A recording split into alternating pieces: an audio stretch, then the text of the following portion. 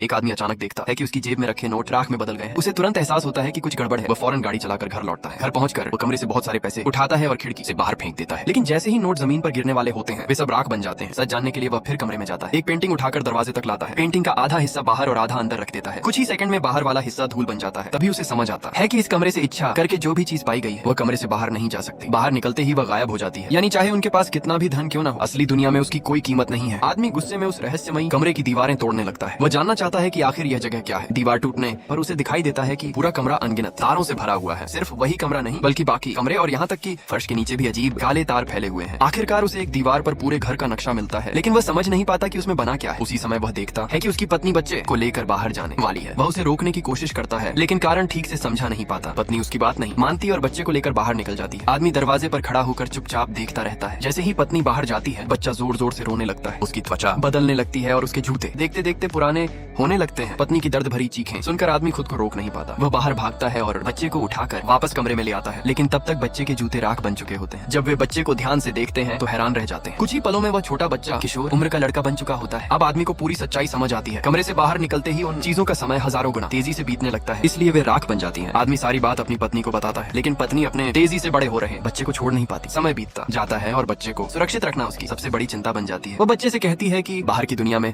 खतरनाक कीटाणु है, इसलिए कमरे के अंदर रहना ही सुरक्षित है। लेकिन जितना वह ऐसा कहती है बच्चे की बाहर की दुनिया को देखने की जिज्ञासा उतनी ही बढ़ती जाती है। धीरे धीरे बाहर जाना बच्चे की जिद बन जाता है। वह हर मौका मिलते ही भागने की कोशिश करता है, हालांकि हर बार उसकी माँ उसे रोक लेती है। आखिरकार वह दरवाजों और खिड़कियों को लकड़ी से बंद कर देती है और अंत में आदमी भी पत्नी की जिद के आगे हार मान लेता है।